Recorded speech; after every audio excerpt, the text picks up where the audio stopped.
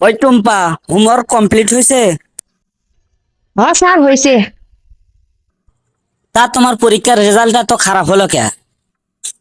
আমার কাছে তো খুব সুন্দর করে ফটফট করে প্রশ্নের উত্তর দাও। তাছাড়া তোমার হাতের লেখাও অনেক সুন্দর। তাহলে পরীক্ষার রেজাল্টটা এত খারাপ হলো কেমনে? স্যার দুশ্চিন্তায় স্যার। তোমার আবার এই বয়সে কিসের দুশ্চিন্তা? জানি না স্যার, খালি আপনি একটু চিন্তা করি। আপনি যখন আমার প্রাইভেট পড়াবার আসেন, তখন আপনি যা যা প্রশ্ন করেন, যা যা পড়ান, সব কিছু আপনার মুখের দিকে দেখে আমি সুন্দরভাবে কইতে পারি। কিন্তু যখনই পরীক্ষার হলে পরীক্ষা দিবা যাই, তখনই খালি আপনার কথা মনে হয়, আর কোনো কিছু আমার মাথায় কাম করে না। তখনই খালি আপনার চেহারা আমার মুখের সামনে ভাসে আসে, পড়ালেখার যত কিছু আছে সব কিছু আমার মাথার ভেতর থেকে বের হয়ে যায়। তাই পরীক্ষা দিবার যা দিয়ে পরীক্ষার খাতায় আপনার ছবি আর্ট করে দিয়ে আসি। দূর পাগলি মেয়ে, এভাবে যদি আমার ছবি আর্ট করে দিয়ে আসো, তাহলে তো জীবনেও তোমার রেজাল্ট ভালো হবে না। তাছাড়া তোমার বাবা আমাকে মাসে মাসে টাকা দেয় তোমার টিউশনি করার জন্য। কিন্তু তুমি যদি এভাবে পড়াশোনা বাদ দিয়ে আমার ছবি পরীক্ষার খাতায় লিখে আর্ট করে দিয়ে আসো, তাহলে তো আমার মান সম্মান থাকবে না। কি করব স্যার? আমি ঘুমাতে গেলে, খাইতে গেলে, কোনো জায়গায় ঘুরতে গেলে, বসে থাকলে সব জায়গাতেই শুধু আপনাকেই দেখি। আপনার চেহারাটা আমার সামনে খালি ভাসে ওঠে। আমি কি করব স্যার? আমার দ্বারা পড়াশোনা হবে না স্যার। কেন, কি হয়েছে তোমার? পড়াশোনা হবে না কেন তোমার? স্যার আমার মনে হয় বড় ধরনের রোগ ধরছে। তা তোমার আব্বা ভালো একটা ডাক্তার দেখাবি। ভালো ডাক্তার দেখালেই তো রোগ টোগ সব ভালো হয়ে যাবে। আর রোগ ভালো হয়ে গেলে তো তখন ঠিক মতো লেখাপড়া করবে বাবা। তখন সবকিছুই তোমার ভালো লাগবে, লেখাপড়াও ভালো লাগবে, সবকিছু মনে থাকবি তখন। স্যার এই রোগ সেই রোগ নয় স্যার, এটা হলো প্রেম রোগ। এই টুম্পা, তুমি কি বলতেছো এগুলো? প্রেম করা ভালো না? তা কার প্রেমে পড়ছো তুমি? কি যে করি, আমার আব্বাব দেখেও বুঝতে পারে না আমি ওনার প্রেমেই পড়ছি।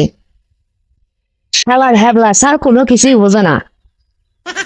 না, আজকে বলেই ফেলাই আমি ওনাকে ভালোবাসি। দেরি করলে স্যার যদি অন্য কাউকে ভালোবাসে তাহলে তো মহা বিপদে পড়ে যাবো। স্যার আমি আপনার প্রেমে পড়ছি।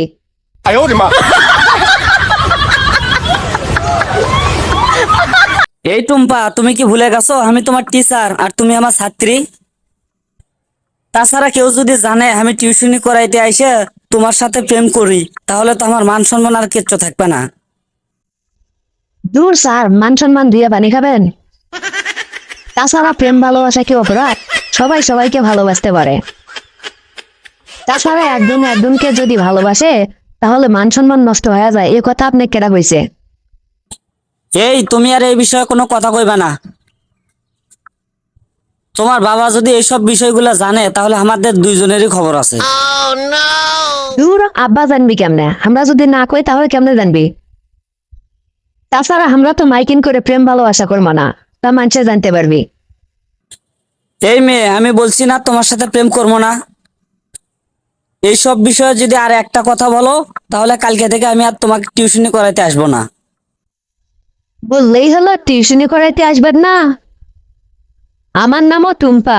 কালকে থেকে যদি টিউশনি করাইতে না আসেন তাহলে আব্বার কাছে বিচার দেবো। এই মেয়ে, তা তোমার বাবার কাছে কি বিচার দিবে? আমি আব্বাক কমো আপনি আমাকে প্রেমের প্রস্তাব দিছেন।